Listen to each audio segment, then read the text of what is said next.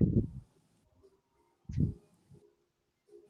evening and welcome to Livid Comics Lair. Tonight's guest is the author of Lola on Fire, Westlake Soul. He's got a couple comic books out, one called Sleeping Beauties, and one that just came out this week that we're really excited to talk to him about is Refrigerator Full of Heads. So please welcome our friend, Mr. Rio Youers.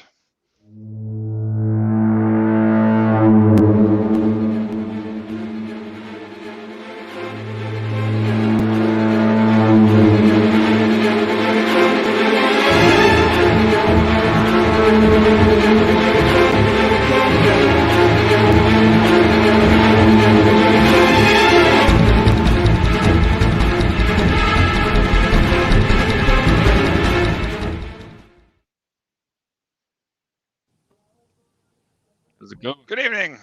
Happy Friday, fellas. Yay! Did you pop that Red Sox shirt on now? You can put your Red Sox shirt on. I won't yell at you. You're allowed to. Well, we had Chismar on Wednesday night, and I knew he was an Orioles fan. So when we were in the middle of the intro, I was going to throw on my old Poppy jersey, and the Red Sox were getting crushed. So I was like, "Yeah, I'm not doing that anymore." I'm in the place. Yeah. My Red Sox shirt is upstairs by sink somewhere. Let me see if I can find. Yeah, Yeah. Go get it. We should make this a whole Happy Red Sox days. show. Right at the jump. Happy days. Yeah. No Red Sox shirt, but I do have. Oh, fair enough. There we go. Right Yeah, on. nice. It's Wally. Perfect. Wally. Perfect. I also have Yeah. this. Yeah, check that out. That's hardcore. Oh wow, nice Pawtucket.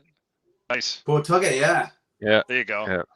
I'm gonna have to get a There show you and tell. go. Hold on one second. I'm gonna go get a show and tell. I'll be right back. Okay, we got to do show and tell. Absolutely. I'll start the show off Showing with a a show lot. and tell. Yeah, I got a You couple know- of cool things to show you guys.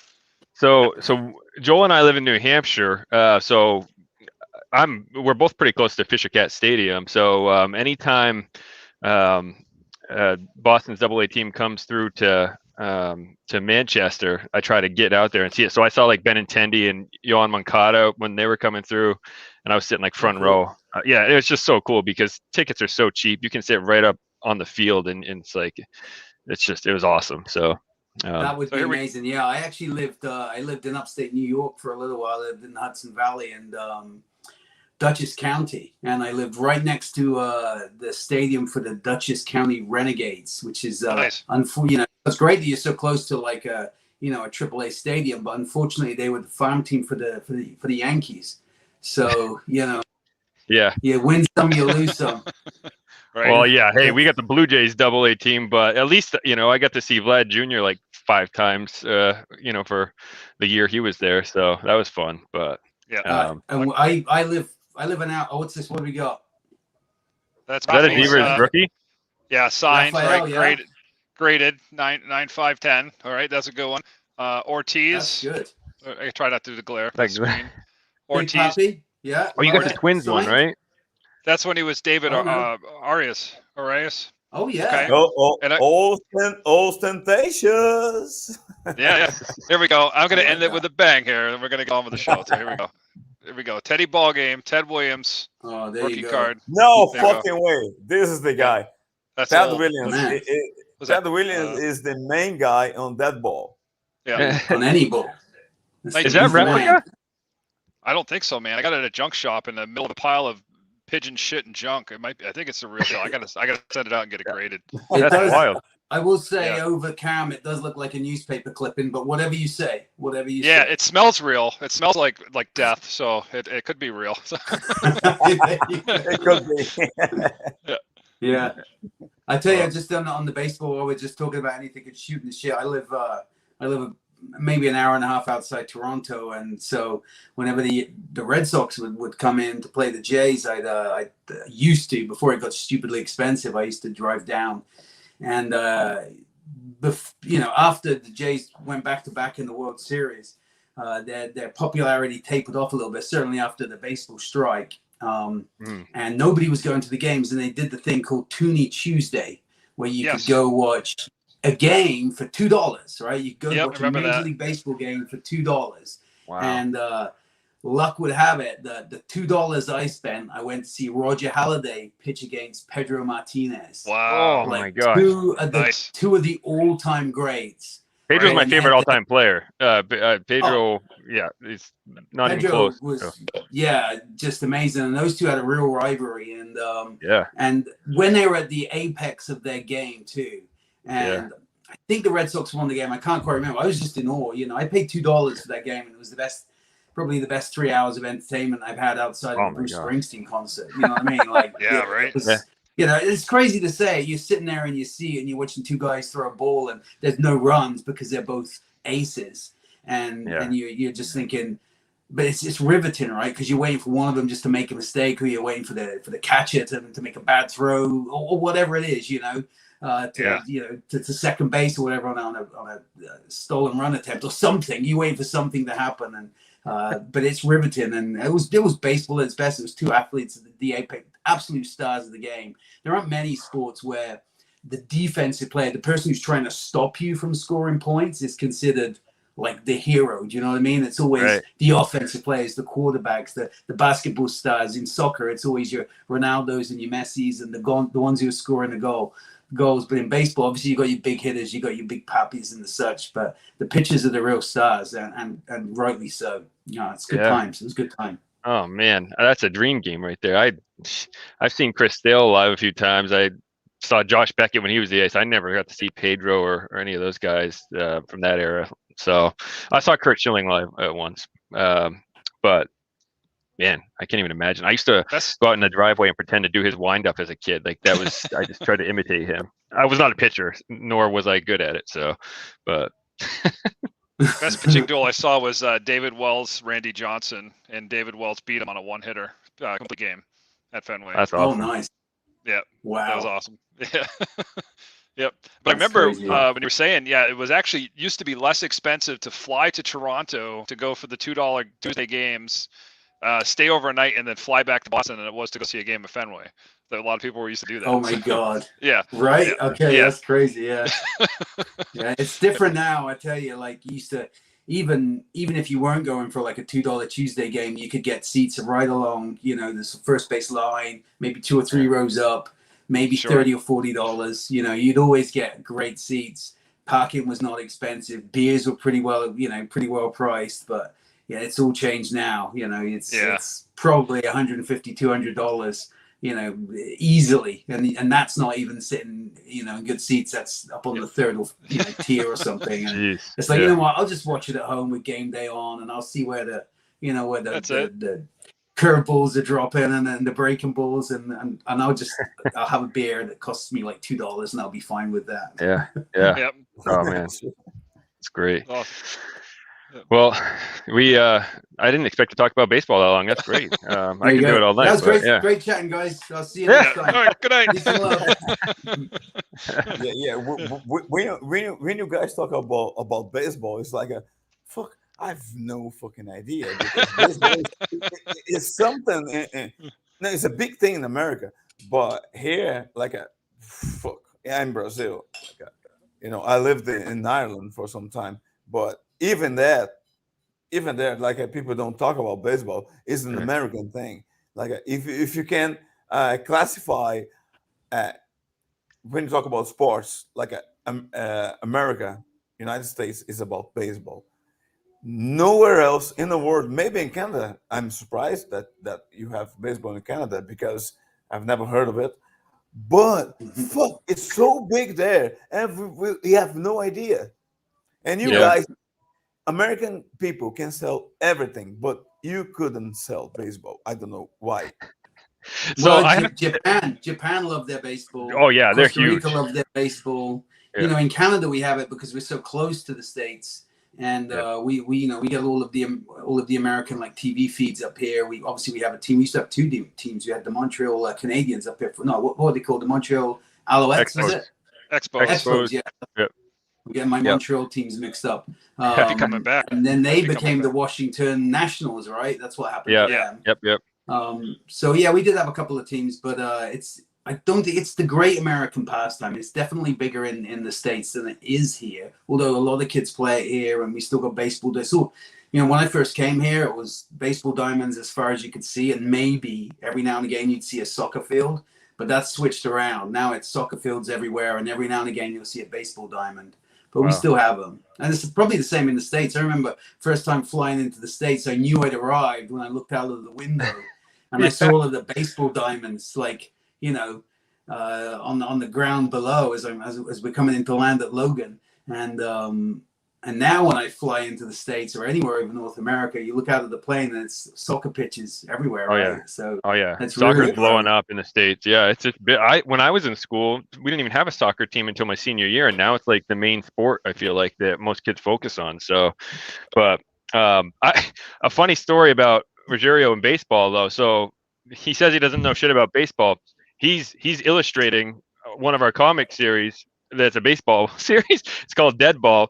So when I sent him the first script, I didn't realize he had never really paid attention to baseball. And like the first baseball page is like talking about the batter coming up to the batter's box, the umpire, you know, standing behind him, whatever. And he just sends it to me in a quote, and he goes, "Tell me a little bit more about this." And I'm like, "Oh shit!" And he's like, "I have no idea what any of this means." I'm like, "Okay, baseball 101 time." I've been lectured. I love it. I love it because it's new. And you know, like drawing something like that ball, when you have the main character, which is is a baseball player who had gone through shit, and you have to know something. I have watched two baseball matches, you know, entirely, but like I have no idea when that was in the 1910s or 1920s, because the story takes place on that time. And I say, fuck, I have to use my imagination. But it's a very interesting type of game, and I had no idea. And the great thing about doing comics is that you have to learn about your craft. And I am really like a, I feel very happy to have that opportunity, because Yeah. I've been drawing something new. You know, it's a challenge, and I'm starting to like baseball. No, really, I don't have a Hey, team. that's what we're trying to do. That's the, you know, with Joel and I, when we wanted to do a baseball comic book series, we were trying to blend two worlds together that we absolutely loved, you know, and hopefully get someone on each side to pay attention a little bit more. So, but that's great. And yeah, Rogerio, right? Is that how I pronounce your name? Am I saying that right? I hope so. That's what we've been saying. Yeah, acceptable. I don't mind. So the good thing about one of the great things about baseball is that there's so much downtime. Is you can easily get to about 3 or 4 comics easily while you're watching a game. Yeah. Between innings, as soon as they go to commercial break, you hit mute on the TV and you pick up a comic, and I guarantee you'll get through 8, 9, 10 pages.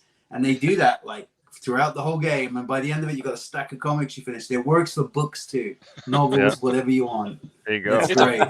It's a wonderful sport for my ADD, because I don't have to like pay attention. I can look up in the corner and I see the little box and I know exactly where things are at, and I can go fuck off and do something else for a little while and come back. There you go. Yeah, it's great. I hear you. It's wonderful. Yeah. Well, Yeah. I want to talk about Rios comic. That's what we Rio. came here for. This is what people came to watch, right? So so Refrigerator Full of Heads. When I saw that was coming out, I was beyond excited, because when we started doing comics, like when Joel and we started Livid to do our first comic, and I hadn't been reading comics for years. I read novels mostly. I hadn't read comics since I was a kid, so I got back into them, and I found, because I read Joe Hill's novels, I found his comics, and I just got hooked. So I found Basketball of Heads. Like this is my prized possession. Like I love this thing. This series is just so damn good, and you know, I know I tweeted it out, but you guys really got the feel down. Like it definitely follows along as far as the artwork, the story, like everything. It's incredible. I'm very excited. So Thanks, man. Thanks. We're only just getting started with 1 issue in. I've actually just finished issue 6. I handed it in, so I know what happens. I know how it ends, and you're in for a hell of a ride. It, as crazy as it is in the first issue, it doesn't get any less crazy. I can absolutely reassure you of that. Yeah, I don't want to spoil anything because I know probably a lot of people haven't read it yet, but I'll just say, you know, when an animal gets involved, like when I knew that something was an issue in the town that people were worried about, the first place my brain went was like, please, I hope they're going where I think they're going, and it absolutely did. So, Well, you got it, yeah, right. And I wouldn't worry yeah, too much about like spoilers and stuff because it is on the, on the variant cover. It's front and that's true. center. This is true. Yeah, so I So can I say there's a remember, shark. yeah, it's the shark. Yeah, I remember actually Chris Conroy, who's my editor at DC, said, I'm thinking maybe we should have like a shark on the cover, or maybe we can have two figures and they're sort of standing, they're a little bit shrouded in the darkness, and we can see like one of those like sharks hanging up, like they have in like seaside towns. Yeah, like those ornamental sharks, and and I said, yeah, that's a great visual, but I'm not sure I want to give away that there's like a shark in this comic to anybody who hasn't read it. But as soon as one person reads it, it gets out right away, and everybody knows. And then it was on the variant cover, and I'm like, it doesn't matter, it doesn't. yeah, And it's not as fun as it is, and as great a hook as it is for that first issue. It's not what the comic is ultimately about, right? right, So right. it's nice when it surprises you in the comic, but that if it doesn't surprise you, it doesn't spoil anything for you. Yeah, yeah. It's I know. Well, I'm the only one I think of us that's gotten a chance to read it because I had to buy it through Comixology because my comic shop sold out. I was so pissed. I was so excited to go there and even pick that up. Well, yeah, good for you guys. Yeah, but I went to grab it and I'm like, no. So I had to buy it digital, but man, it's so now I'm gonna have to wait till the hardcover comes out for that because DC crushes it with these hardcover Beautiful, yeah. Black Label, yeah. But so how you I mean, obviously Joe Hill did the original series Basket Full of Heads. Yeah. How did that come about for you to work on the follow-up? How did that all go down? I've known Joe for probably 10, 12 years, something like that. And we've gotten to know each other better over that time, and I've always been a big fan of his work, and he's about 6 or 7 years ago, I think he read one of my novels for the first time, and became a fan at that time, and it was clear at that point, I think, that we were always going to do something together, but it was just a question of what. And he sort of, I guess he kept me in the back of his mind, just waiting for the right project to come along. And we talked about doing some nonfiction pieces. We were going to do. We were both listening to Rolling Stone's top 500 albums of all time. We were listening to that, and we were going to sort of catalog our experiences listening to those albums, and just for ourselves, really, and maybe put together like a string of emails that one day we may or may not publish. And so we sort of petered out as these things do, but that was fine. But yeah, we talked about a few things over the years, and yeah, and then I was working on my novels, and then that was going great. And then Joe emailed me out of the blue, and he said, well, I'm thinking of kicking Hill House back into gear again, and would love for you to do a comic if you're interested. And of course, I jumped at the opportunity and said, yeah, hell yeah, what have you got in mind? And we scheduled a telephone call, and we got together, and he said he wanted to kick off with the sequel to Basket Full of Heads. Yeah. Oh, Jesus Christ! I nearly fell over. I was so because I love that series, right? And to be involved in it in any way was too good an opportunity to pass up. So, but it was great. We that first conversation, we threw ideas at one another, which was actually pretty magical because I think it's as close as I've ever got to sort of having a sort of creative conversation with myself in a way, because I would, in so much as I would sort of agree with everything I was, when you get an idea for a story, you sit down to sort of think, right, I've got to think, what's this about? What's this story about? And you go, how about this? And you go, oh yeah, but what about if you do this? And you sort of have this sort of internal dialogue going on, and you're firing ideas for from both sides of your brain. You know, when I chatted with Joe about, you know, what this, you know, at the time it didn't have a title at all, just a sequel. And it was kind of like that. I'd say something and then Joe would go, oh, that's great, but what about this? And I go, oh shit, yeah, that's fantastic. Well, what if we did this? And Joe, so I would say something, Joe would build on it, I'd build on it again.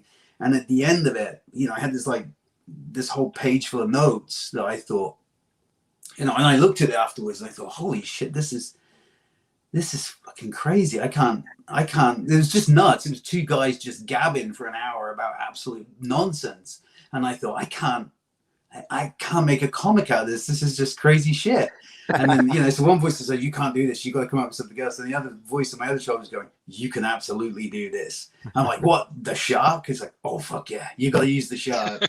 and all of these things are like, so it became almost this, this mission of mine to get as much of this like initial conversation into the comic book as possible. And I came up with the pitch and sent it to Joe, and we went back and forth again. We had a few more telephone conversations, and finally we sent it to DC.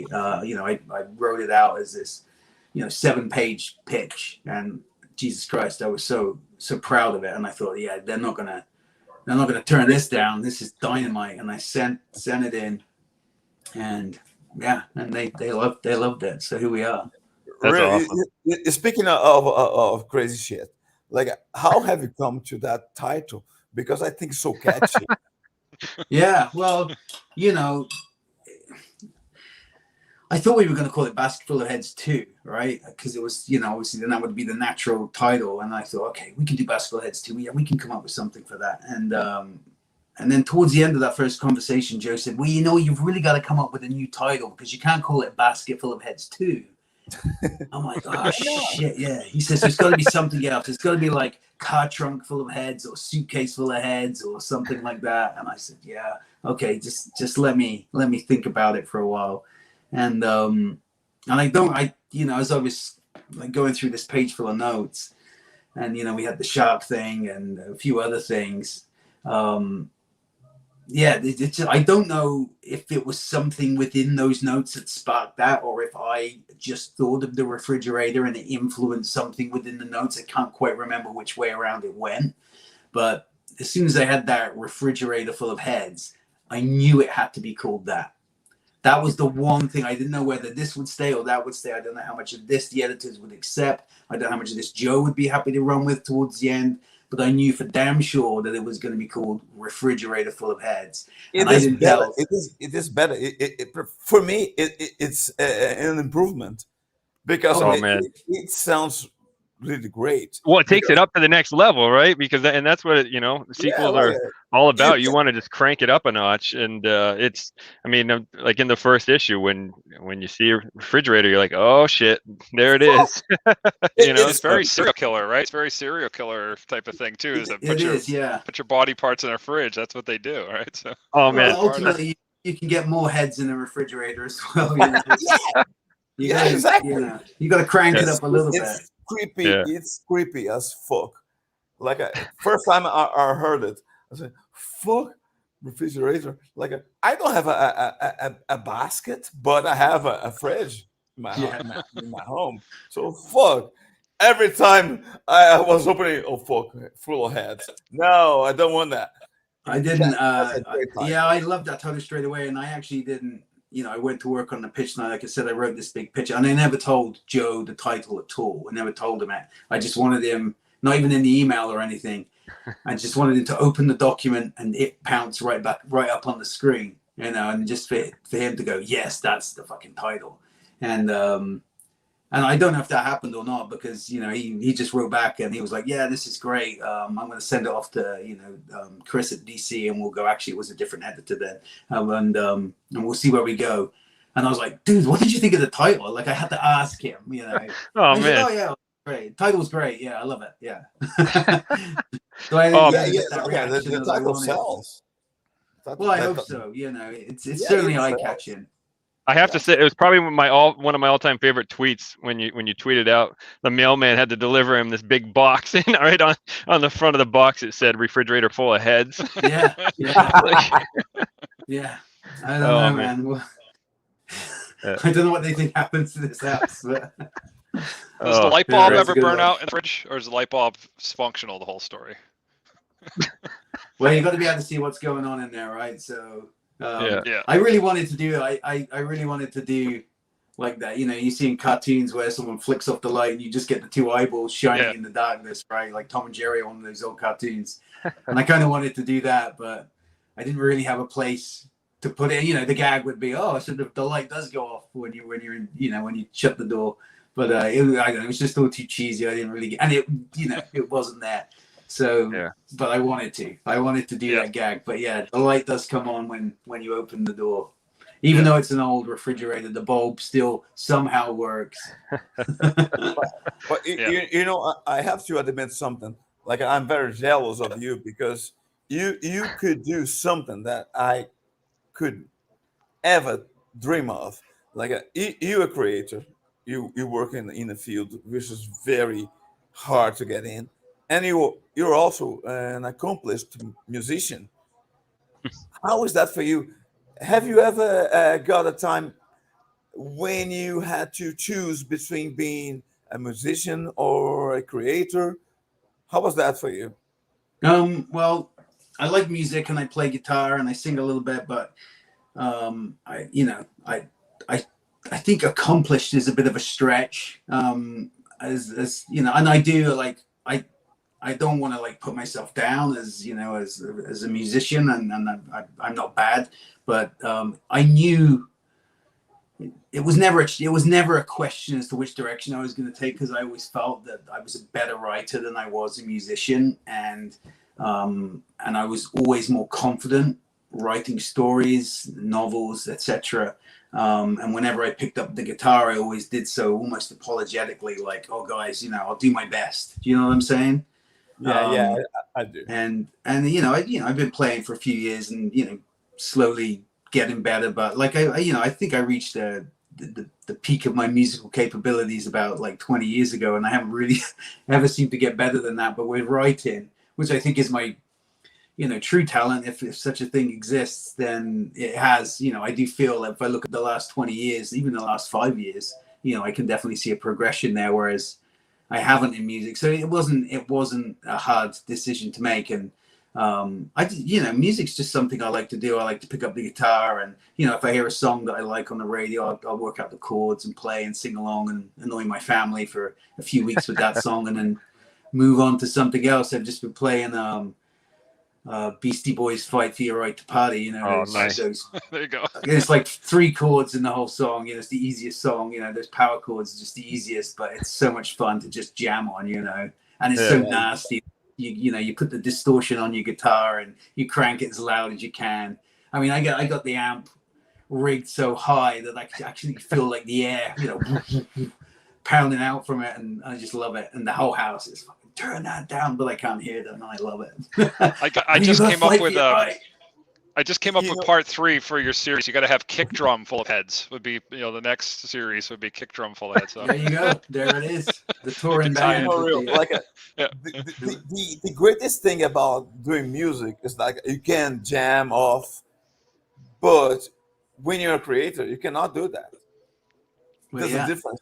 You cannot have fun with the same notes when you're writing, when you're creating, and like it's a bigger challenge. Maybe that's why you were more directed to that kind of endeavor than to music.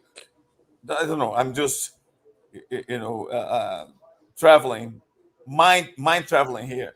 Yeah, no, I hear you. I again, you know, I just felt that with writing, it was in terms of the actual product and putting it out there, like up until the point where it hits the audience, I'm always in control, and I when it goes out, I am 100% happy with it, and I can tweak it and I can go back and correct it and make it as strong as it can be. But you know, with music, you know, your finger, you know, you know, trying to hit some crazy, you know, G11 chord or something, and your finger doesn't quite hit right, and it sounds absolute shit, and but that's, now it's out there, you know, and you don't get the chance to edit it. You can't, there's no rewind button when you're playing live music, unfortunately. So there is editing, and there is something of a rewind button in fiction.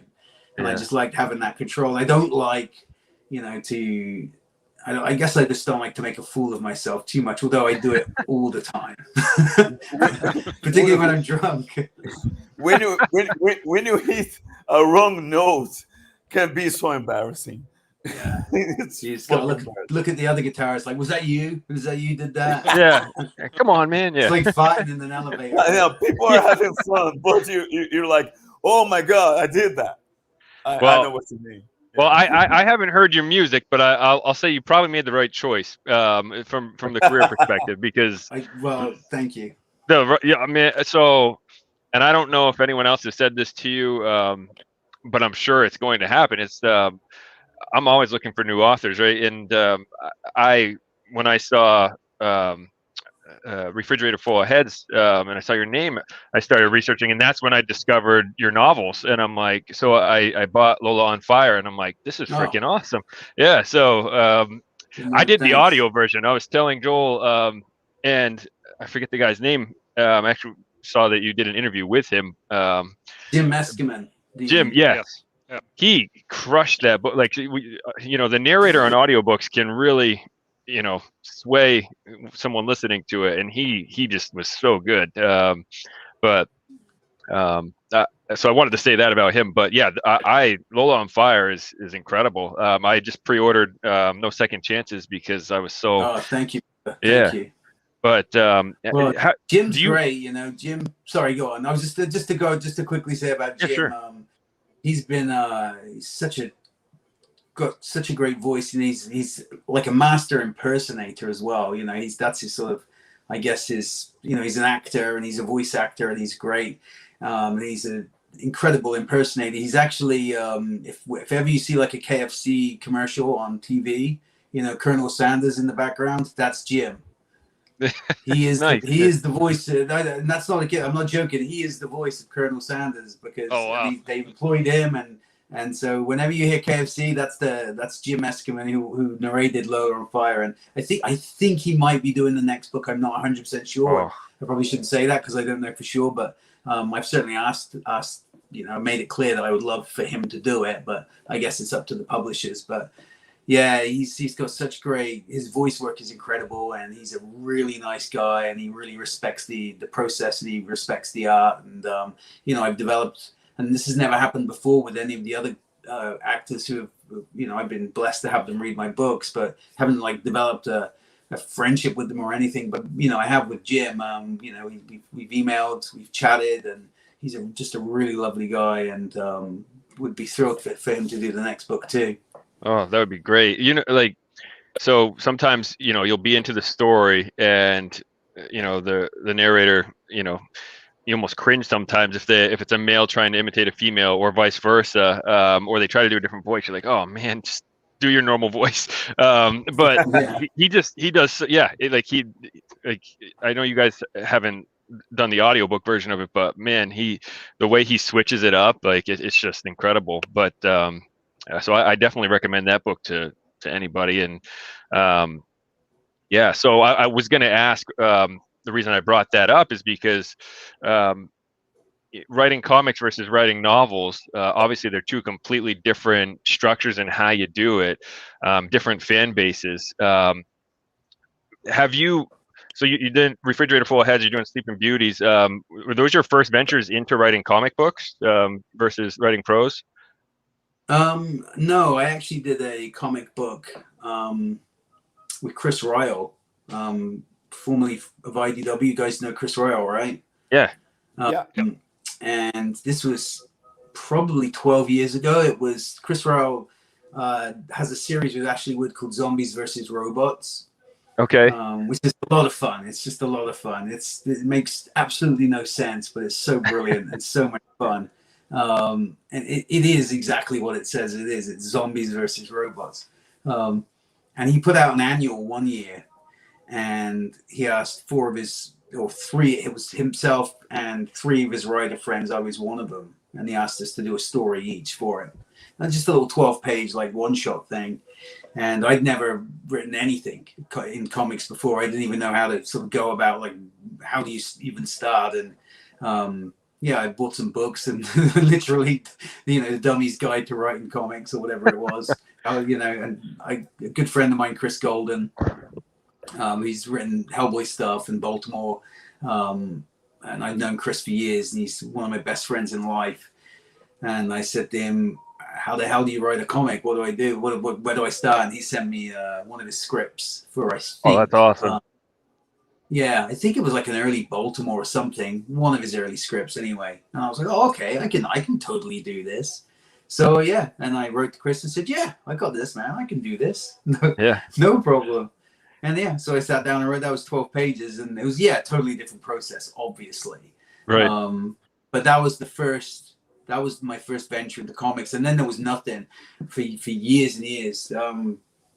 Again, Chris Ryle now, not Chris Golden, great guy, great friend, and it was always clear that we were gonna work together at some point. And it was just a question of waiting for the right project to come along. He approached me about doing an X-Files comic for IDW, and I pitched that to him, and I thought the pitch was great, and he thought the pitch was great, and we sent it to, I think, Fox, and it was between me and two other writers. So I made it to that. Made it to like the top 3, which is pretty good for someone who'd never done anything like that before. And in the end, they chose, I think, Joe Carter, I think, was the guy who did the X-Files comics. And great choice, by the way, because he crushed it. Yeah, because like, it doesn't matter, something else will come up. And there were a few other ideas over the years, but ultimately he came to me and approached me to see if I'd be interested in Sleeping Beauties. And I just finished reading the novel when Chris emailed me, and I was like, dude, I just put this book down. I'd 100% love to do it. Thinking, holy shit, this is a 700-page novel. How'd you turn this into a comic? Right, I've done like a 12-page. I got like a 12-page one shot in my history, and that was from like 10 years ago. I have no idea how to do this. So I'm like, yeah, I can totally do that. Oh shit, all these Stephen King fans out there, and yeah. So yeah, no pressure. Yeah. Yeah. Oh, you just gotta do it, right? You just gotta step up and do it. That was nerve-wracking, yeah. We have Chris Golden coming on in a couple weeks, actually. I'm excited to chat with him.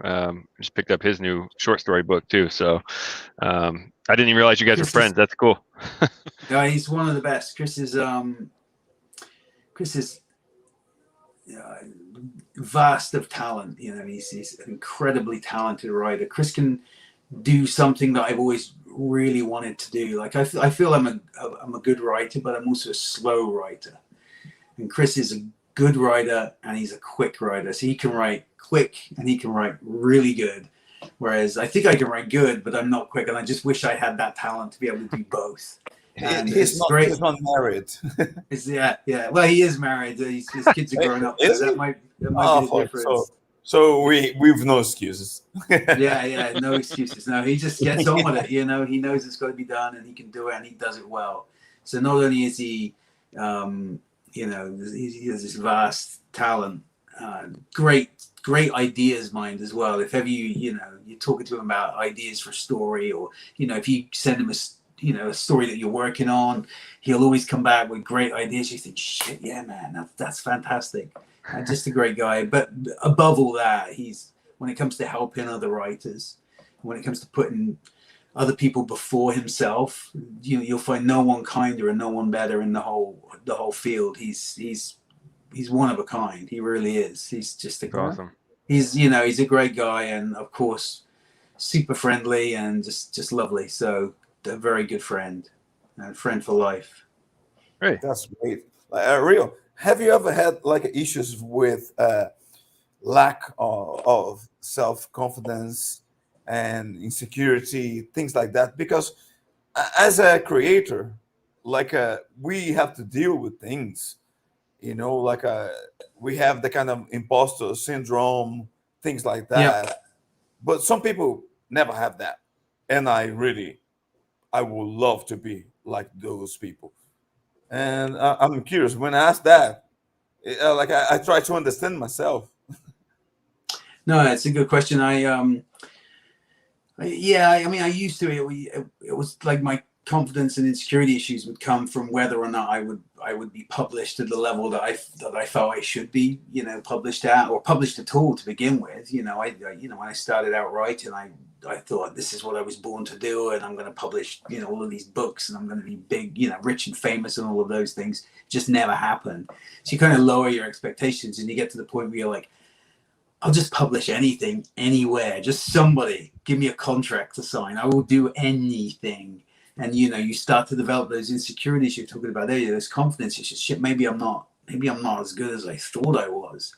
And then, you know, you finally sort of, it's not like you break down the door, but you sort of gradually edge your way inside, and your goals change. You know, when you get published here, you want that next thing, you want that next level. And you're never quite there, you know, because that level is always moving. And until you get there, you know, I think you're always going to have those confidence issues of, am I good enough to get there? Like, you know, where I am now, you know, I'm publishing comics with DC. I've got, you know, I'm just about to publish my second novel with HarperCollins. Like 10 years ago, if you'd said, oh, this is where you're going to be in 10 years, I'd have danced around the room. I'd have got, you know, gone on a whole weekend bender, and, you know, I'd have taken my wife to Paris and had the, you know, the biggest celebratory weekend you've ever seen. Like, you're not going to believe what happens in the future. It's fucking amazing.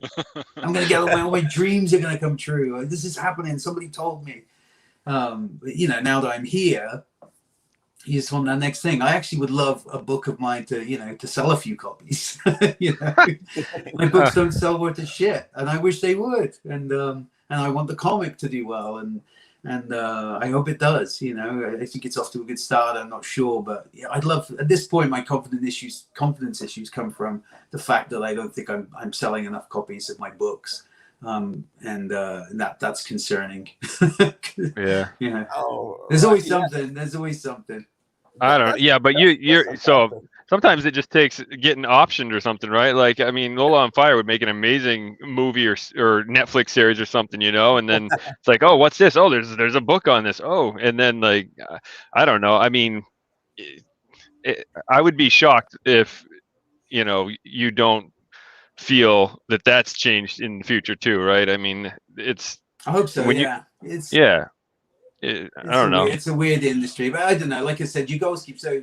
You know, and that changes, and then you know you want the New York Times bestseller, and then you want the #1 New York Times bestseller, and then you want, I don't know, whatever big writing award comes along next. You know, it's just, as a creative person, and you're just always looking for that next thing. You can't quite settle. You know, like I said, if somebody had told me, hey, this is going to be your career 10 years ago, I'd have been like, perfect, I'm happy, just count me in. But as soon as you get there, you're like, I want more. It's kind of the human nature thing, and yeah, sure. Yeah, so yeah, I absolutely have those confidences. I don't think I do get those imposter syndrome things as well. You know, you sort of ask questions as to like with comics, for instance. You know, it's crazy that I've managed to get into comics, and I'm working as of right now for the biggest comic book publisher in the world. I don't know how that happened, because I didn't grow up reading tons and tons of comics and loving comics. I definitely came to comics later in life, and I never thought I'd be a comics writer. And the fact that I am, and the fact that I've contributed to a library of arguably the greatest comics library in the known universe, that baffles me. And I'm like, that's not right. Someone's going to come along anytime and just take it all away and say, oh, we've made a terrible mistake. And like you say, no, that's not going to happen. You've done this, you've achieved this, and just enjoy it. But so I feel that as well, because it sort of came out of nowhere, I guess. It's funny when it's when you're not looking for something is when you usually find it, right? Yeah, that's true. That's true. Yeah. Well, if you say 10 years from now, you said that, talking in the future. Say, if someone told me 10 years from now I would have 2 novels published, I would be writing comics for DC. Same thing. You know what I mean? I'd be on cloud 9 right now, just knowing, hey, 10 years from now I'll be doing what I always dreamed of. But so that's inspiration, though. I mean, for people out there, that we have a lot of indie people that watch us and follow us, and that's inspiration for people that are trying and grinding and doing their thing on the indie scene. And the the secret is the grind. You have to keep going. You really chiefly you have to do it for yourself. If you love doing it, that's all you need, you know. And once you've got that mentality, is to say, right, this is what I love to do, and I don't care if I make, you know, if I make $10 million doing this, or if I make 10 cents, or if I make nothing at all. I'm doing this right now because I love doing it. And if you can go into it with that mentality, then you're never ever going to disappoint yourself, and you're never ever going to lose. You know, you'll always be achieving what you set out to achieve. And just keep that, but just grind and grind and grind. Never give up. Giving up is not an option. You know, as that saying, isn't it? It's like those who say they can and those who say they cannot are both usually right. And you know, that applies to any creative endeavor whatsoever. You know, that leads to my next question, which is, what do you think is best? Is being good or being consistent to make it big? Well, if you're consistent, I think it goes hand in hand with being good. You definitely develop your skills as you become more and more consistent. I think, you know, but you can be really bad, you know, do shit and hit big time. Yeah, that's never appealed to me. I'll be honest with you. At the end of the day, I understand. Like I'm not talking about you. I'm talking about the industry. About the industry. I hear you, brother, and that's a question I've asked myself time and time again. And I've thought to myself, okay, at the end of my career, what do I want to look back on? Do I want to look back on, you know, 100 novels on my shelf, half of which I couldn't even remember, you know, having written? Or would I rather look back and see 15, 20 novels on my shelf, all of which I'm proud of, and that maybe didn't make, you know, and that would absolutely be, you know, the 20 novels. You know, maybe I didn't, you know, go out there and, you know, earn billions of dollars and become a New York Times bestseller and, you know, completely sell out and all of those things. Not that those things go hand in hand. That's not what I'm saying. But artistic integrity from somebody who wrote Refrigerator Full of Heads actually means a lot to me. But I also like to have fun with it as well. But you know, whenever I mention that, is because like on this very show, there's a guy here who brought Lamageddon, and it's completely Lamageddon. Lamageddon. Yeah. God, I didn't. it's a big hit. Well, Joel didn't direct it. I have no claim to that movie. It is horrible, and I say, my God, somebody was creating that and hit it big time. Yeah, you know, there's an audience for everything, and it doesn't matter. You know, like you take a movie like Armageddon, or you take Sharknado, or any other movie that it's either one of those love them or hate them, you know, creative endeavors, right? And I think kind of in a way, Refrigerator Full of Heads is sort of in that camp too. You know, it's so batshit crazy that you're going to get a ton of people who are going to love it. But because it's so bonkers, it's going to be polarizing. It's going to be that divisive, you know, property that like other people are just not going to like. It's not that they don't get it. It's just, this totally isn't for me. This is not landing on in any way, shape, or form. So you will get, I think, right away from issue 1 right the way through to issue 6, we're going to get people who love it, and we're going to get people who hate it. And that to me means I've done my job, frankly, because you know, I wanted to create this absolutely batshit bonkers universe, kind of like that sort of Armageddon, kind of like that Sharknado, those types of things. Not quite the same, but I just want, you know, when somebody picks up this comic, what I want above all else is for them to have fun with it, not to have to really think too much about it. This isn't Arkham Asylum or anything like that. I'm not delving into your soul here. I don't want to give you nightmares for the next, you know, 3 years and go seek psychiatric evaluation or anything like that, asking great internal questions of yourself. I just want you to have a good time. Bring your popcorn, grab the comic, and just lose yourself in some complete batshit crazy fuckwit, absolutely bonkers nuts for about 15 minutes. then put it Yeah. down I for a love month that. and I go love read that. issue 2. Yeah. That's all I want. Yeah. That's Hey. Well, And I it's also achieved have on my end. artistic integrity. Yeah. Hey. Like you reply, you answer would be like being consistent would be more important. Yeah, definitely. I believe that. I think you got to be consistent to begin with, and then hopefully you'll develop, your tools and your talent from there, and you'll go on to be good. And then when you're good, then you got to be consistent again. But I think you've got to be at least consistent to get good. Yeah. When you got the stamina to go on, it's halfway through. Yeah, absolutely.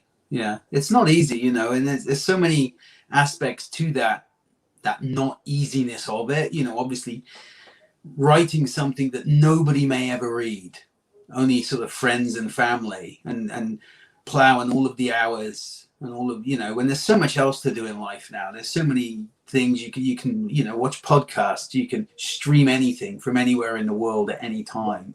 We've got all of these brilliant entertainment things that are available right at our fingertips now. So to sit down and write something, knowing that it may never be read by anybody, and to put all those hours into it is a huge undertaking. It's a big ask. You really, to begin with, your skill level doesn't matter at that point. You got to applaud the heart, and you got to applaud the dedication that goes into that. And Jesus Christ, it's hard, and it's hard to start, and it's hard to keep going, and it's hard to finish, and then it's hard to send it out and to say to someone, hey, this is what I've got. I put so much time into this, and knowing that they might turn around and say, actually, it sucks, all these things are hard. It's an emotional strain, and then and then you make the corrections, and that's hard too, because you're taking something that you thought was perfect, and now you've got to change it, and then you send it out, and then you got to wait until you get rejections from editors and publishers, and that's hard too. And then finally you get published, and then you do the whole editing process again, and that's hard. And then it goes out to the readers, and they give you their 2 cents worth on it, and that's hard. And then you watch it not sell, and that's hard. It's hard, man. Like this, but sure it is. But the rewards to, I say that as if it's like, Christ, why do you even bother? Well, because the opposite is true. Because the moment you sit down and you start to do something creative, that's a beautiful thing. It's an amazing thing, and you're doing something that nobody else is doing. And through all of those steps that I just mentioned, that counts. You find yourself in those moments. You find moments of magic within your creativity. You see your mum's face or your sister's face or your wife's face when they read your story and they hand it back, and maybe they didn't like the whole thing, but maybe they loved this part, and you get a reward from that. And then maybe 1 in every 3 agents says, hey, you got something here, this isn't for me, but keep going, and you find a reward in that. And I've basically just given you my entire career, 30 years of trying and about 30 seconds of speaking. But it's hard, but there are so many rewards along the way, and those are the things you've got to grasp. Those are the things you've got to hold on to. I know where you're coming from, because the biggest reward is not the money. It's not like being on the on the spotlight. It's response that people who you admire that come to you and give you that kind of feedback, say, fuck, you really got that right. This is a fantastic feeling. It is. And Rogerio is someone who's had like the respect of his peers, and who has had the money as well. I can tell you 100% absolutely truthfully that the money is better. Hey, listen, Ruggiero, I don't know this Ruggiero. He's on vacation right now. He's told us multiple times on our show that he would sell us out just to make an extra dollar. So he would take the money and run if DC or Marvel came to him, which I wouldn't blame him. Hit and run. Ruggiero actually looks like a man on vacation right now. He is. He is on vacation. He's usually got a digital screen behind him, and when he came on the camera earlier, we're like, whoa, what are you doing? Chilling. Where are you right now? I'm in bed now. Well, yeah, okay. But where is your bed placed in the context of the universe? It's in Baja. It's summer here. Like I'm a newly divorced guy with a hot woman now. Fortunately, she can speak English, so it's great. I can talk whatever here. It's all right. Very happy. Like I missed a couple shows because I was drunk. Oh, now you're admitting this. Okay. Oh, yeah, right. right. The truth is out. Now I'm live here. Yeah, a couple of days ago, I didn't even know where I was, but it was great. I'm having a time of my life. This is what most people would call a midlife crisis. Yeah, exactly. Yeah. Oh, yep. He admitted it. Yeah. Middle. If I live to 102, yeah, middle. Well, good for you, brother. You have a good time there. You drink your margaritas. I'm very happy. I'm very happy. That's great. And the greatest thing is like I can have a break and talk to you guys about creating, about creativity, and it's great. It's a great time being here. That's great. It's great to be there with you. Yeah, and I'm the guy here who asks silly questions, embarrassing ones. I think you've asked some great questions so far. No, hey, so Rogerio was our first ever guest because we were bringing him on to draw Dead Ball, and we just hit it off. We were like, hey, so he became the third host. It was just a match made in heaven. And no, he's selling himself short. His questions he was asking a lot of our guests some of the deeper questions too, and we're like, what is going on right now? This is all like that's spiritual over here. That's the beer effect, like a beer effect. When you drink beer, you get kind of philosophical. That's me. Well, he's not usually moving around like this, though. He's making me a little bit dizzy tonight. But sorry, I'm just getting my charger because I'm on my laptop. Yeah. What if he's really miserable and he jumps off the balcony live on TV? Oh, maybe we get some more views. Hey, we're sellouts too. Although you got to finish the series first, though. Okay. Yeah, he's got Dead Ball 2 in the works, so he's gonna at least finish off. No pressure. You can see how my mind works, right? You can see how. Yeah. Sometimes I go to dark places. I do apologize, but I'm glad you didn't jump off the balcony. Welcome back. Yeah. Happy to have you. Thank you. This might be a new segment, live from the bedroom with Rogerio. This might be a new. This might be a new thing. Yeah, that's me here. This is where I've been sleeping for the last few days. It is great, It looks comfortable. Awesome. That's awesome. So now that I'm going to jump in here, Rogerio. My turn. Now that Hill House is kind of firing things back up again, could you disclose to us if you're going to be doing another series, or has it not got to that point yet, or what's your thoughts on continuing with doing comic writing as opposed to prose and novels, or they kind of going to go at the same time? In an ideal world, I do both. I've fallen in love with writing comics. I had a great time writing Sleeping Beauties. I had an even better time writing Refrigerator Full of Heads. We're still in the process of working on edits and stuff like that. Although I've handed in the final issue, there's obviously still work to be done. That work continues right up until it goes to print. Issue 2 has just gone to the printers, and that'll be out in November. It's my understanding that there are more comics coming in the Hill House line. I don't know Joe actually did tell me who's writing them, but I can't quite remember. But I do believe there are a few more coming. I don't know if there'll be a third season, so to speak. And my feeling is that Joe wants to get new talent each time. He wants to kind of share the love. And Joe's a great guy like that. Who can blame him for that? Just to spread this around and let everybody have a shot at it. So I don't know. I would think that the chances of me doing another one would be pretty slim, at least for Hill House. But I would love for somebody at DC to give me a call and say, hey, we're doing this. Are you interested? Because I certainly would be, or anywhere else. And I've got some ideas as well for original comic book ideas that I'd love to see maybe one day get out there. But yeah, you know, I've got to time it. I've got to make sure it's timed right. Don't just want Right. to go in like, hey, I just written this, and how about this? Yeah. So,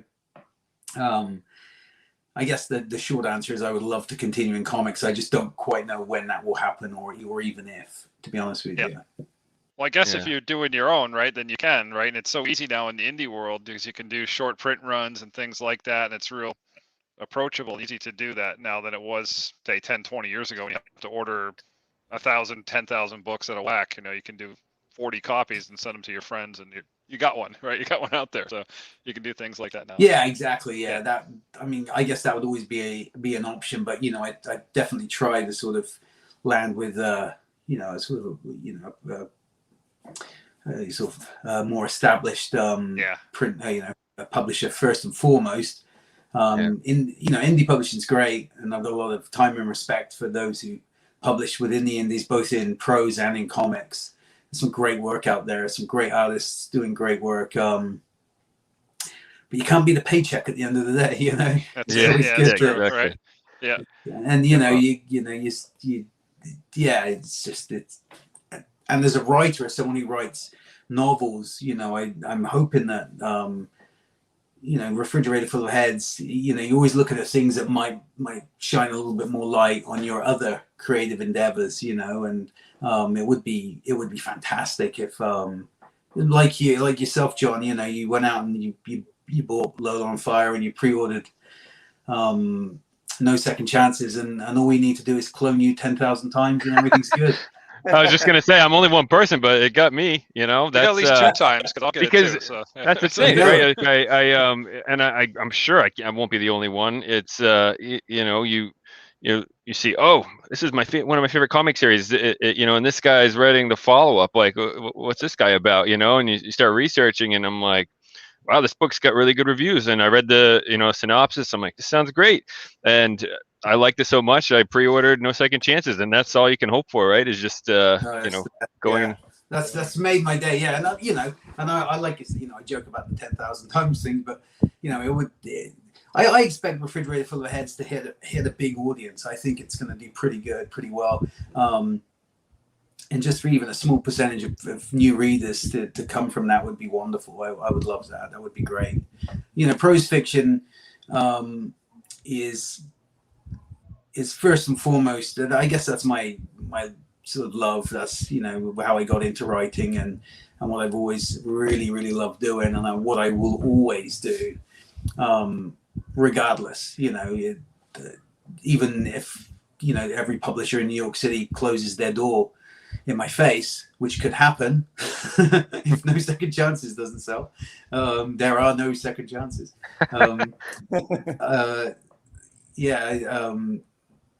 I will still write. I'll write story, even if I'm just doing it for myself. If I have to go right back to square one, you know, and say, right, I'm doing this for myself, I will always be, and I think I'll always be published.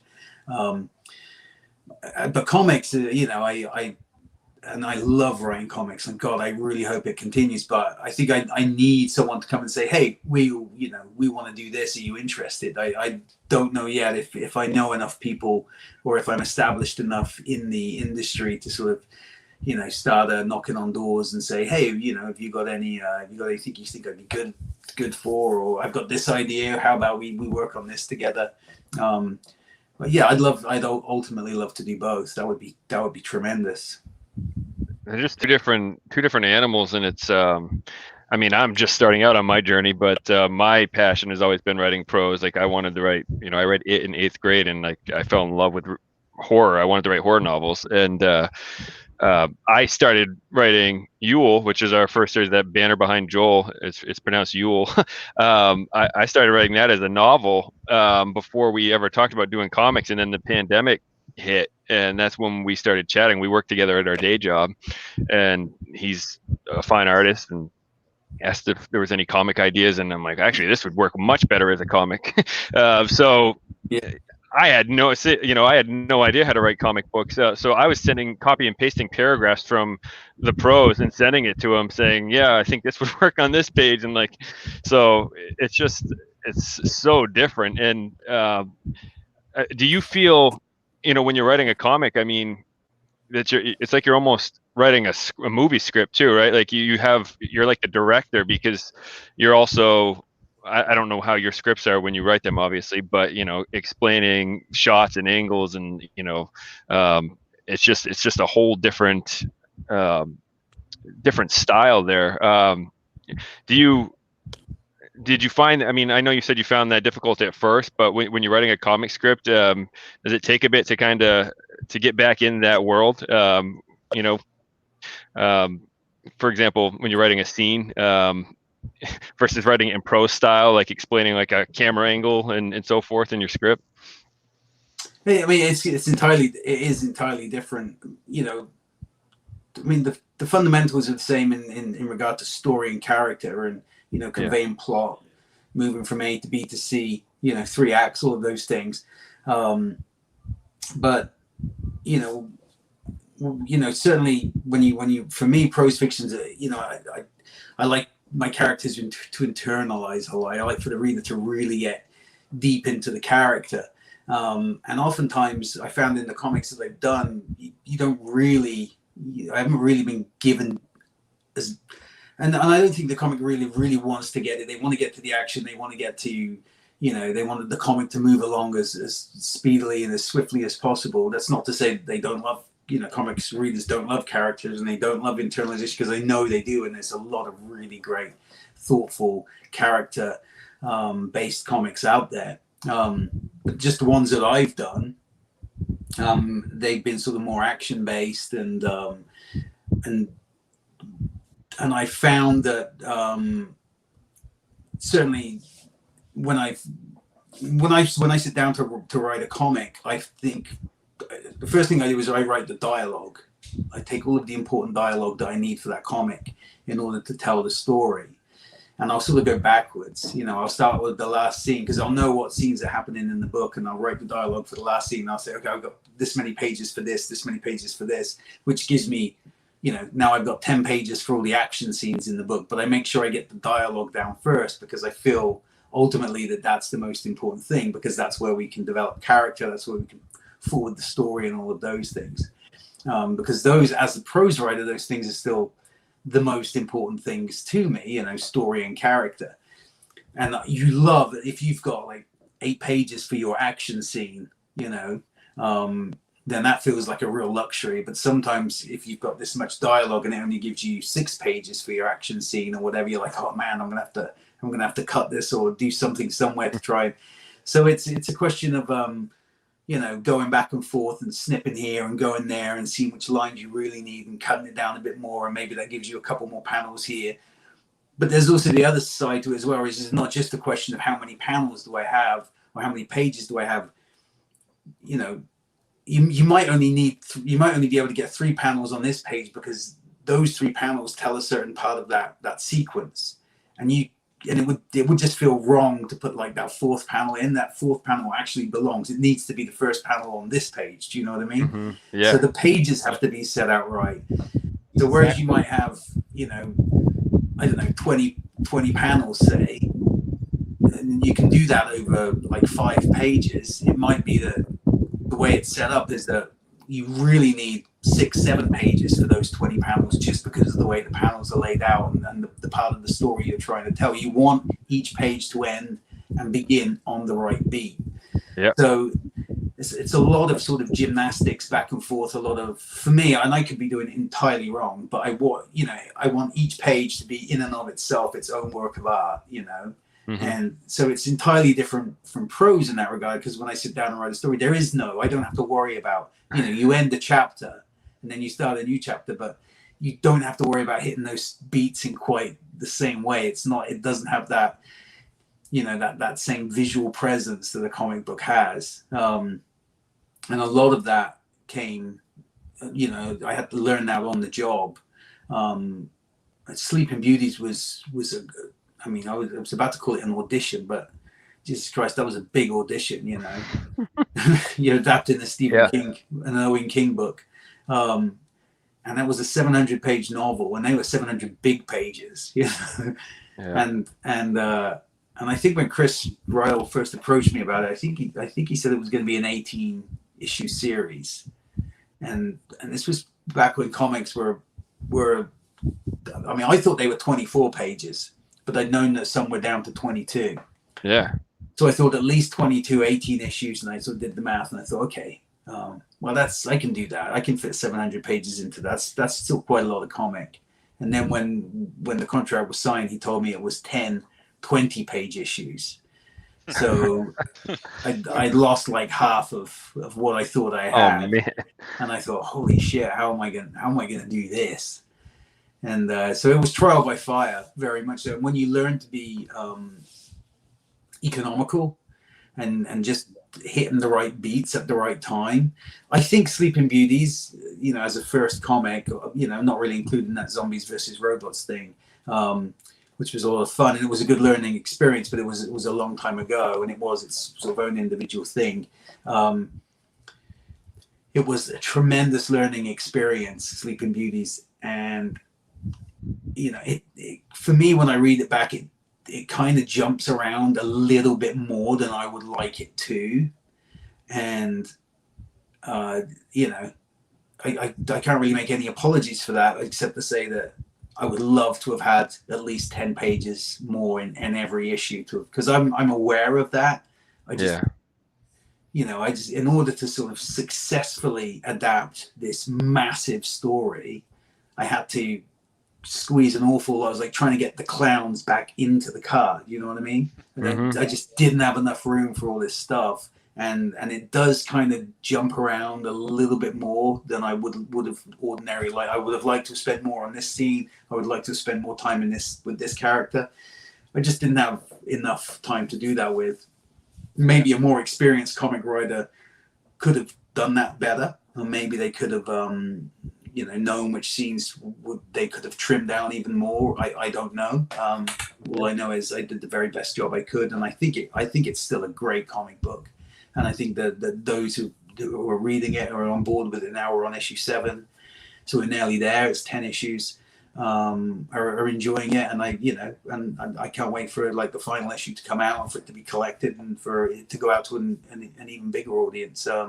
But a great learning experience, real trial by fire experience. And I don't know if I, even now with more experience, if I could have done it any differently or any better. You know, it was tough, man. That was a tough ask. That was really a tough ask. But I'll say this: like when you think about comics, there's a structure which is very different. About, you know, like when you write a novel or a short story, you don't have page breaks. When you write for comics, you have to visualize the page breaks, because you don't want to spoil the thing before the main page, which is on the other side. You have to turn the page, so you have to think about all those page breaks when you write for a comic book. And like it's a challenge when you are a writer, because it is. You have to, right. You got to change the way you write. You have to change the way about describing things. 100%, and that was actually a consideration. Writing Refrigerator Full of Heads, I thought, well, I don't want this to be on, like, you know, an odd numbered page. I want this to be on an even numbered page. So you turn the page and there it is. And then that was the, you know, so again, you know, like you said, it's a challenge doing it. I actually, when I was, you know, I sketch everything out, like, you know, there's, don't know if you can see that. Wow. Yeah. So that's that's a scene from issue 2, and it's, you know, Tom, thankfully Fowler is a much better. He's a much better writer, but I need to do that because I need to say, okay, well, how's this? John, learn with the master. Yeah. I love it. Save that, Rio. Don't ever throw that out. Save that, because us guys geek out on that stuff, and we'd love to see that in like 25 years that stuff's still around. So please keep that around. and no, in the back of the hardcover, right? Right. I don't know, put that in there. Yeah, it should go in there. But I do that whole thing so I can see, you know, I mean, for one, is there enough room for all of this information to go in? How is this better framed so you don't have the same, if it's a conversation between two people, you don't want the same, image 6 times over. You want to do it now from over the shoulder. Now maybe we can zoom out. Maybe we can go in. Maybe we can look from this POV. And how does that look when you lay it out on the page? When's the right moment to move to the next page? So that's what I don't have to do any of that when I write prose, because it's all sequenced up here in my head. And my God, working with Tom Fowler, guy's a genius. Because you think, when I'm writing it out, I think in my head it looks amazing, and then Tom will draw the picture, and it looks about 6 billion times better than it looked in your head. Yeah. And he'll change the camera angle. Like I'll be like, oh yeah, this POV, the truck's heading towards us, but he's so experienced. He'll be like, no, we've absolutely got to have the, from behind the truck and it's moving away from us because of this. And I'll be like, of course we do. Yes. Thank you, Tom, for being so great at what you do. And yeah, he makes me look great, which is he's sort of an unsung hero, I think. The art's incredible, and it like I said at the beginning of the show, it follows. It doesn't stray far from Basketball Heads as far as when you're reading it. Like you feel like you're reading a follow up to it. You know what I mean? So the fact that he can come in there and just like crush it, it looks awesome. So. Yeah, he's great, and also big credit to Bill Crabtree as well, who does the colors. And just nails the colors, and just we were after a certain flavor, and we're certainly Basketball Heads was a big inspiration, but a lot of that comic takes place at night, and most of this comic takes place during the day, and in a sort of this island location, this beach location. So we wanted it to feel summery. We wanted those bright 80s colors, the pastels, the blue of the ocean, the blue of the sky, and the green at summer, lots of green around, and I can't remember the sort of direction I gave to Bill. He's like, what's the feeling? What are you looking for? But I think I used the word surfy, cool, 80s, and Tom was like, yeah, like that, and he used a couple of other adjectives, and Bill just, he just nailed it. And as soon as I saw the color, you see, like, Tom will does it he sends his layouts first, and even the layouts, which this is basically like a layout page, right? It's just sketches, and he just how each panel like this plays out. And I'm already like, holy shit, this is gonna be amazing. And then he sends the sketches, and I'm like, holy shit. And then he actually sends the inks, the final inks, and each stage is like just it knocks you back even further. So when you get the inks from Tom, like I'm looking at these pages with my jaw like low, hanging like loose, and thinking, oh my God, this fucking thing is amazing. This guy, and how does this get any better? And then Bill puts his color on it, and and and it just blows you out of your seat. And each step of the way is just for me as the writer, and I sort of script it out and imagine in your head, and then suddenly it comes to life in this way. And I think it's probably easy after you've done however many comics, maybe sort of 50 or 60 comics or whatever, you'd be like, this is just that phase. But I don't know, man. I don't know if that will ever get old for me. I just love it when the art comes in and I see what these guys, and just to think that image came out of my head. Do you know what I mean? Yeah. You see it, like it's like the buzz, just seeing the covers, to see the Leo Axe variant cover for Refrigerator 1 where you've got Arlene diving for the axe, Yeah. It's such a magnificent piece of art, and I think that's my character. I created her. Oh man, I can't. I don't see how that could ever get old. I mean, it's never. Like Joel and Rogerio are both drawing 2 different stories that I gave wrote and like at the same time, and we send a page back, and I'm like, this is so freaking awesome. Like just seeing like this all come to life, and I don't think that'll ever get old. And then getting the physical copy in your hand, like I don't think, if it's a novel or a comic book, when that arrives in the mail, I don't feel like that would ever get old to me. Like I would be holding it in my hand, like, this is, I did this, it's amazing. And that's the same with my books as well. When I get, you know, whether it doesn't matter whether it's even like just got the arcs for No Second Chances through, and it's not even like the finished copy, but it's still like a real buzz, you know. Yeah. Anything you've created and it's gone through the process and it comes back to you and it's close to final form, or you know, even better, it's final form. That's, you know, that's the moment to be proud of. It's like being in in a band and hearing your song on the radio for the first time, right? You just want to go running down the street, you know, shouting to everybody, "Hey, I did this! I fucking did this!" Turn it up full blast. So who cares? Yeah. Nobody cares. Only you. You're the only one.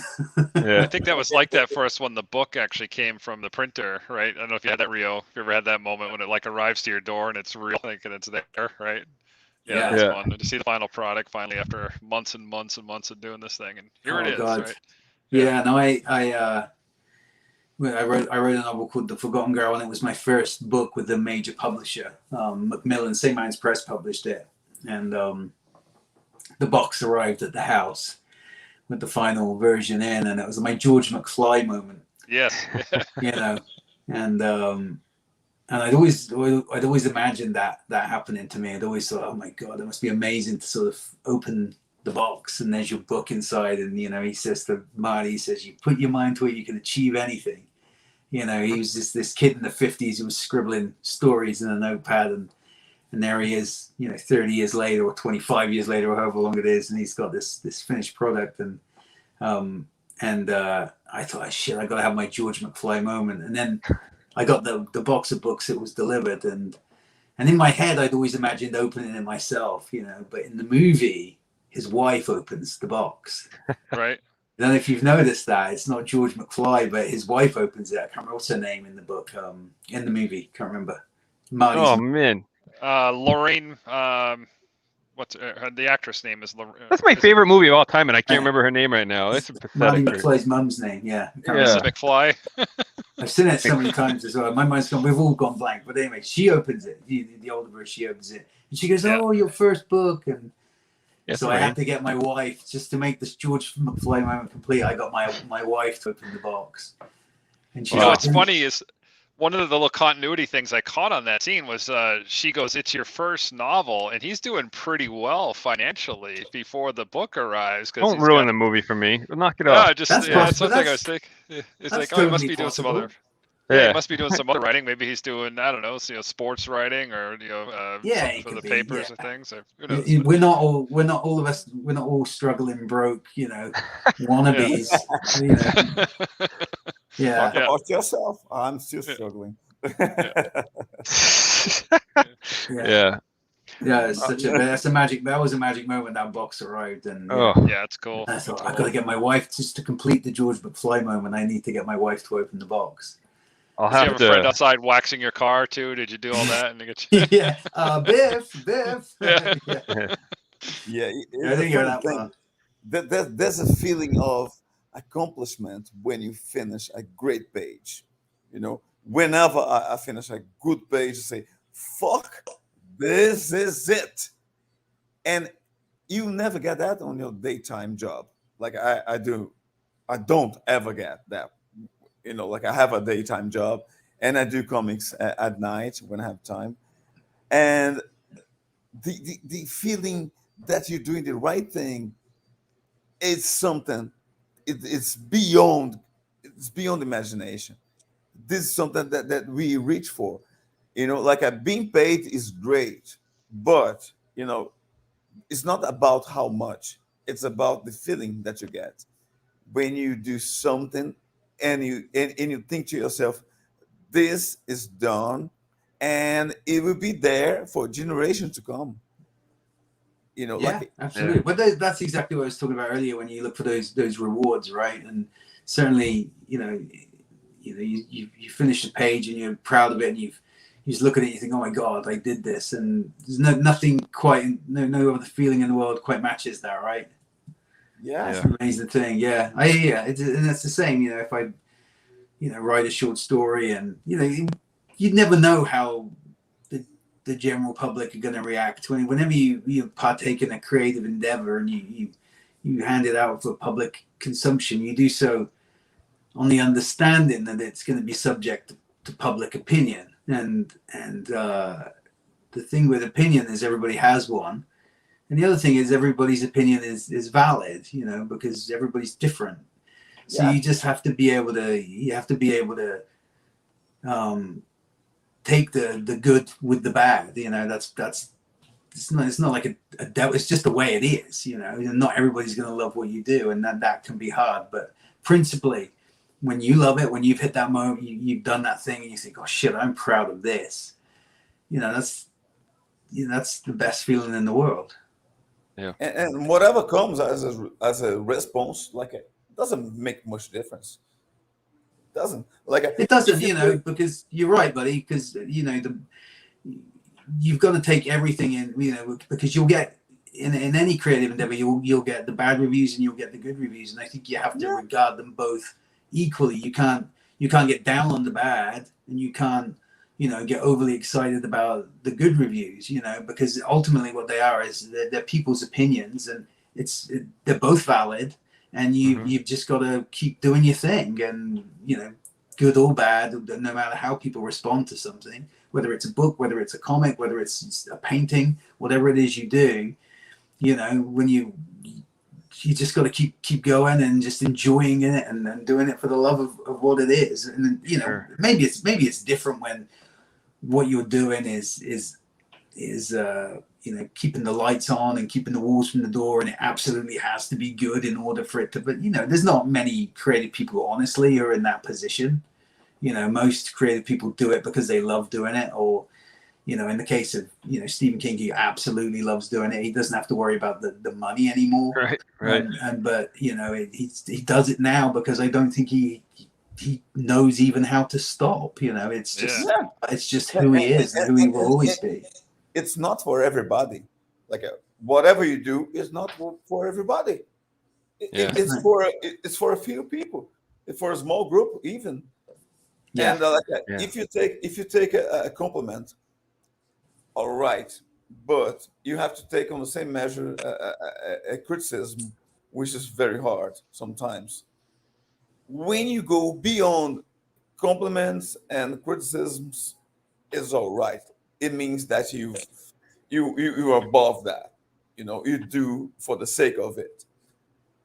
Of course, it's lovely to have compliments, but I kind of, you know, I agree to that, and what I would add to that is I feel like the writers that just focus on the good reviews are, you know, they're not, you know, you can get some good feedback from the bad reviews. You can see, okay, yeah, this didn't work for people. If you start seeing the same thing over and over, it's like, well, clearly it's not just someone's, you know, random opinion. Like I'm doing something, you know, that I might want to tweak. There's always going to be trolls, you know, that give you a bad review because they didn't like the cover, or, you know, something ridiculous, right? But I don't know. I feel the bad reviews, you can almost learn more from them in a lot of situations too. Granted, the good reviews, you want to know what's working for your readers too. You can't discount any bad review, and you can't get, you know, you can't overly embrace the good reviews. The truth is usually somewhere in the middle, right? If you 100% get great reviews, then, you know, I think it's a pretty safe bet to say that your book's pretty good. And if you 100% get bad reviews, then it's a pretty good indication that you got to try harder. But you know, most of us are somewhere in between. You know, you're definitely not going to please everybody. You know. Actually, you know, John, I wouldn't have it any other way. Yeah. John brought a nice point of view. Like I never thought of that, but it's a good point. Yeah, like you have to know what is working, and you have to take some criticism just as a way to improve yourself. I understand that. Yeah. Well, I wanted to. I mean, we're almost at the hour and a half mark here. Just so you know, the Red Sox are down 2-0. They're being one hit right now in the 7th inning. One hit, no offense tonight again. Yeah. Here we go. I just, but obviously, you know, still time. There's still time. Yes. Obviously, you know, we're all excited about refrigerator full of heads. Geez, sorry. Only one refrigerator, multiple heads. One refrigerator, multiple heads. Sorry. But you have No Second Chances coming out in February. Did you want to talk about that at all? Obviously, pre-orders are up. You know, want to be able to plug that too. Yeah, that's it's out February 22nd. From William Morrow. I've got a copy right here. Let me just bring it up and show everybody who might be watching. There's a beautiful. Oh, nice. Yeah, cover's awesome. I love red covers, man. I got a soft spot in my heart for anything with a red cover, so I love it. Yeah, it's just. What's this do? So this is a story about a washed-up actor who he's fallen on bad times because everybody believes he murdered his wife, who she was a soul singer. She went missing. Her body was never found, and everybody, because their relationship was quite tempestuous to say the least. Everybody suspects that this actor killed her. He claims otherwise, but anyway, his career obviously has completely hit the skids, and he befriends a new young woman who's moved to LA to obviously chase her dreams, and she falls in with a wannabe Viking. His name's Johan Fly. He's a YouTube media influencer, son of a billionaire, Danish billionaire, personable, handsome, but he's a drug dealer to the rich and famous, and he sort of woos this young woman. Her name's Kitty in, and before Kitty knows it, she's in over her head, and she turns to the actor to try and help her out. And in so doing, he discovers a clue about his wife's whereabouts. And those two, the actor and Kitty, they go on a sort of mission to try and find his ex-wife. Meanwhile, Johan Fly, the dangerous drug dealer, sort of is chasing after them and wants to hunt them down. So it's nice. There's a lot about it. It's character heavy, because all of my stuff is, but it's definitely plot driven as well. There's a lot of action set in Hollywood. Certainly the first 2/3 are set in Los Angeles, and then it moves out to the desert, California desert, and then into Nevada. And it starts off like here and it just keeps going. So awesome. It was a lot of fun to write, and it turned out exactly the way I wanted it to turn out. So yeah, I was it's a lot of Hollywood parties and showbiz stuff, and I was thinking, God, man, what do I fucking know about any of this stuff? And I'm just gonna wing it. It's a fun world to explore, for sure. I got a few friends in the biz, and I was able to bounce some questions and get a feel for stuff. And I do know a few people, so with their help, I was able to fashion something that I think that feels pretty legit. So I'm really proud of the way it turned out, and it's like I said, it's out February. It's up for pre-order now, anywhere books are sold.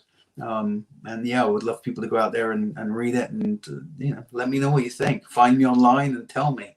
Yeah. If you love it or if you hate it, I'm open for anything. Oh, I'm excited. I can't wait. Was the Thanks, 2/22/22 date intentional, like all the twos? I had to ask because that immediately came to my mind.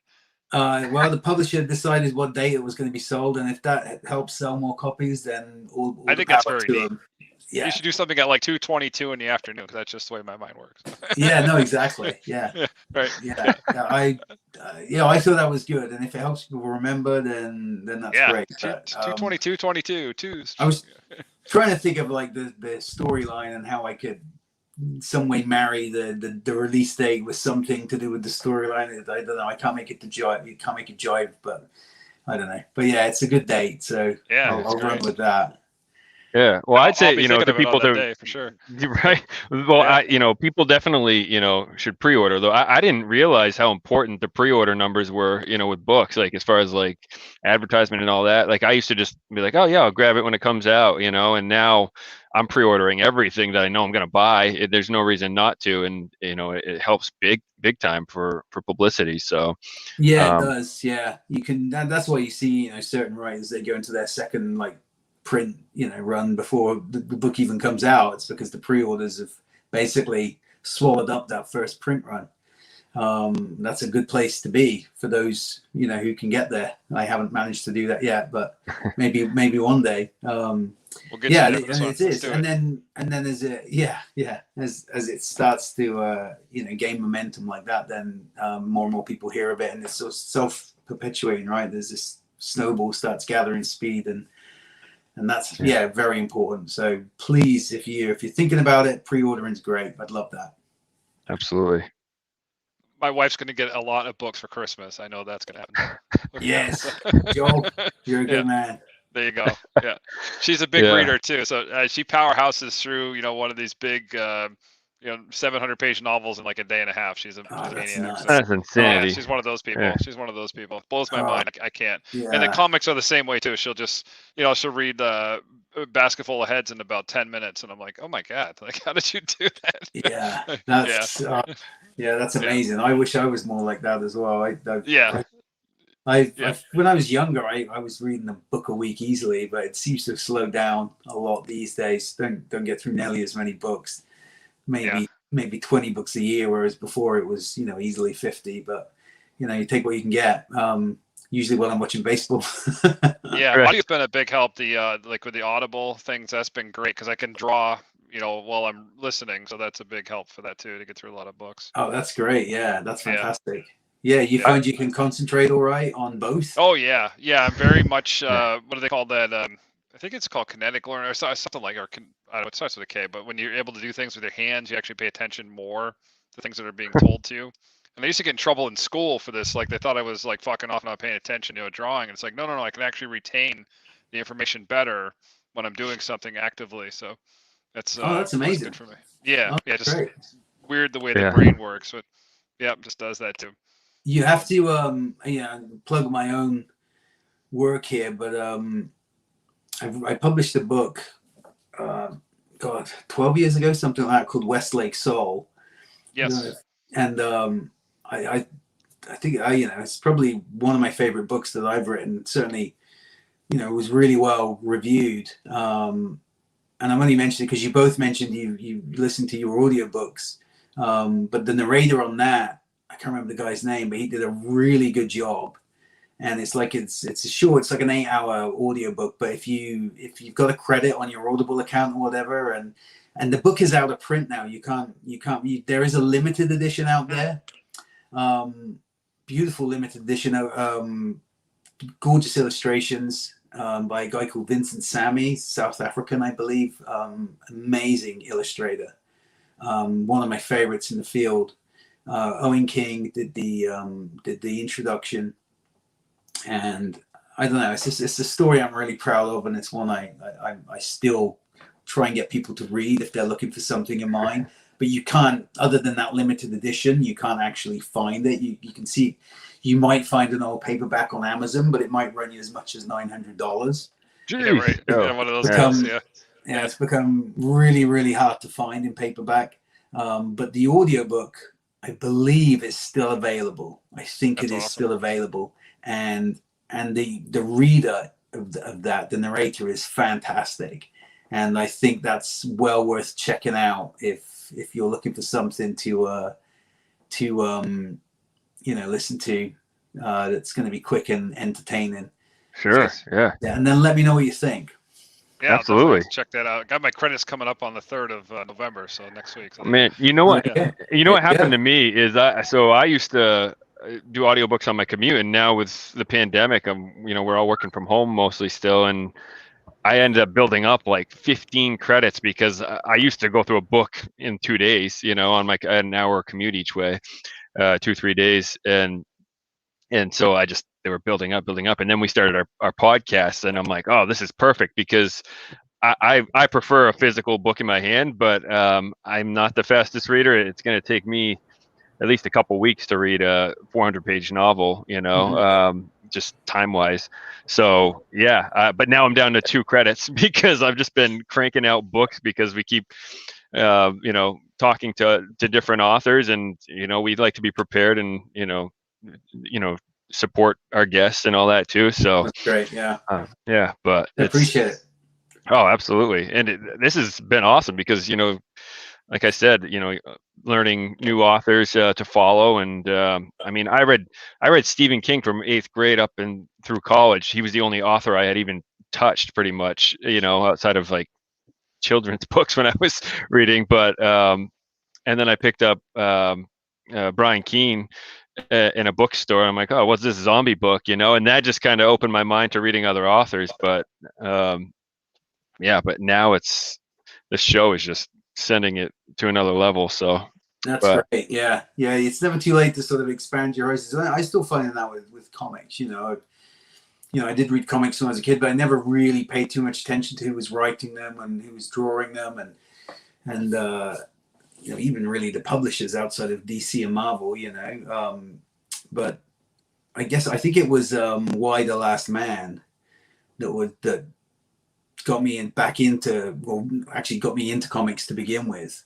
And Jesus Christ, that blew me away. That series totally blew me away. And huge Brian K. Vaughan fan. And, I went from there to, I think it was Lock and Key after that, and Sandman. And, you just start working your way through and, catching up on all of the old Marvel series that I never read. And so I feel some way, a little bit like that when, you talk about the Brian Keene book, which I assume was The Rising. Yeah. Suddenly realized that, shit, man, there's a whole world out there that I've got to explore, and it's fantastic. So yeah, there's still a lot of comic books out there that I'm, like I haven't read Sweet Tooth yet. It's so good. Yeah. And what's the other one? I have actually started Saga. I'm about, I think, two volumes into that. I love that. Yeah, just so much out there that I want to get into. Joe and I are both huge Something Is Killing the Children fans too. So that's a good one. Nice House on the Lake is another DC Black Label. Nice House on the Lake has been fabulous. Yeah, I've heard of that one. Yeah, that's great. It's a great series. DC are putting out some really great horror comics. Oh, it's killer. And, the Black Label stuff is top notch. So, God, you'd think I'd have a contact there who could just get me some free comics or something. Right. I actually had to go buy my own copy of Basketful of Head. I'd read it on digital, right? I'd got it on Comixology when it first came out, but I thought, shit, if I'm going to be writing the sequel, it'd be good to have the first one on hand for quick reference. Yeah. So I wrote to my editor and said, hey, you haven't got like a copy that you could send me? And he's like, nope. Wow. I have to go and buy it like every other schmuck. Yeah. Now you got to keep those though, Rio, so you have your file copy, because like guys like me will go back and buy like the EC writer, author, artist. I have their file copies from their estates. So some year there's going to be a collector in the future. They'll need the Rio Youers file copy that you had for that. So I was hanging out with Chris Royal at the Fan Expo in Toronto, and he's good friends with John Byrne. And we were like, I don't know how it happened, but we were all hanging out backstage with in the green room. It was me, Chris, John Byrne, and William Shatner, believe it or not. Wow. And John Byrne had drawn I think it was Batman, but it might have been Wolverine. I can't quite remember, on the tablecloth. And it was one of these paper tablecloths with his pen and black marker. And I thought, I got to steal that before I go. I got to steal the whole tablecloth before. Yeah, right. And they, obviously they all went off for dinner. I had to go home. And I was looking around. There was like the cast of The Walking Dead were on that table, and the cast of Back to the Future were going on that table. I thought, there's just not an opportunity here for me to be able to steal this tablecloth. It wasn't signed or anything. And I didn't. In the end, I just kind of left it there. But somebody somewhere, some cleanup guy at Fan Expo, just got that tablecloth and crumpled it up and threw it right in the garbage, I expect. Oh, man. I'm like, you kidding me, right? Like, that would have been so cool. Yeah, put in a little frame, and that would have been awesome. There you go. But yeah, no, I understand. I get you. Your mementos, you've got to get them. Yeah, but yeah, I got this and love it. And there you go. I went out and bought it. They didn't send me a free one. I got all the hardcovers that they put out for Hill House, or the DC Black Label stuff, and like you said, they just are crushing it with the horror stuff. Obviously, Joe Hill did Basketball Heads and Plunge, and both are amazing. But the other series from, can't recall the names right now off the top of my head, but like I have them all. The Cape was good on the graphic novel. The Lola Woods was one, I think. Yes, Yep. that was another one. That was Dollhouse. Yep, Dollhouse. Yep. Yeah. So I got them all. They're all just. If anyone hasn't read them, I mean, and they're all on Amazon. The hardcovers, like, just do it up. They're so good. Yeah. Yeah. Well, they just released all 6, I think, in one big. Oh, no kidding. Collectors, yeah. I mean, it's not one big book. There are 6 books, in Right. You can buy all 6 at the same. I think it's 6. It might be 5. Hopefully they'll do that for the second wave too. That would be great. I would really love them to publish Refrigerator and Basket Full of Heads together as well. That would be great. Yeah, be a good That would be idea. awesome. To Or throw at least them like a together. 2-volume and a sleeve together would be nice, something like that. That would be right? good, or even as one big book would be great. But Yeah. I don't know. Maybe they will. Maybe they won't. Who knows? But that would be. Would that would be you great do to a see. type of omnibus? Right. Yeah. Yeah. The omnibus, yeah. Yeah. Would you do that? Would I do it? Like people here, they say, no, it's too heavy to read. It's too heavy. All right. Well, I tell you, I read those massive Walking Dead. Oh, geez. Yeah, the big volumes. Those Yeah. big, thick books. They actually were too heavy to read. I don't mind that at all. I don't mind. It's like a You know school what I textbook. The IDW Artist Edition full render of the storyboards from like the EC Comics days, and it's like a tome, man. The thing's like a meter by like a meter and a half wide, and you have to find an area to read it. It's not a lap book at all, because it's like in your face as you're turning. The thing's mega. It's like the size of a window. I mean, they're incredible, but it's a cool book. Yeah, I just don't have the they're money. awesome. Yeah, they're gonna bankrupt me. The guys at IDW. I would love to have Yeah. that. Yeah, they put out good stuff. Yeah. Yeah, I love that. Love the quality of their stuff. Right, well, I guess I better go and watch the end of this game. Yeah, I was just going to They say. had a chance. I was going to say, inning 7, they had 2 runners on, 1 out, and then they did a strike them out, throw them out, and Oh, no. yeah. So now it's bottom of the 7th, 1 out, 2-0. Well, we can go enjoy the last few innings. Well, hopefully enjoy Yeah. the last few innings. Yeah. Yeah. I just still got a feeling, guys. Top of the 9th. Wait and see. There you go. Alright. Maybe it'll be Hunter Renfro to redeem himself from a crap series, so we can see. Yeah. Right? So there you go. Yep. Cool We'll beans. see. Anyway. All right, man. We're Okay. gonna This is ride awesome. with you in the morning, or we'll be celebrating. So there you go. So one of the Yeah. other. Probably the first one. But listen, either way, it was great chatting with you all, and Yeah. good Same here. luck. Good luck with everything. And it's a tough grind out there, but I think you sound like to me that all of you are committed and your hearts are in the right places, and that to me, you've already won the battle. So that's great. Good luck, guys. Thanks. Awesome. Thank you, Rio. It was great Yeah, to appreciate have your you time here. tonight. Yeah, super, Yeah, no super problem, fun. guys. You take care. It was great chatting with you, and hopefully we can do it again soon. Absolutely. Yeah. All Yeah, right, Take care, guys. guys. Have a great Adios. weekend. We'll be back next week. Take care. Sounds good. Bye.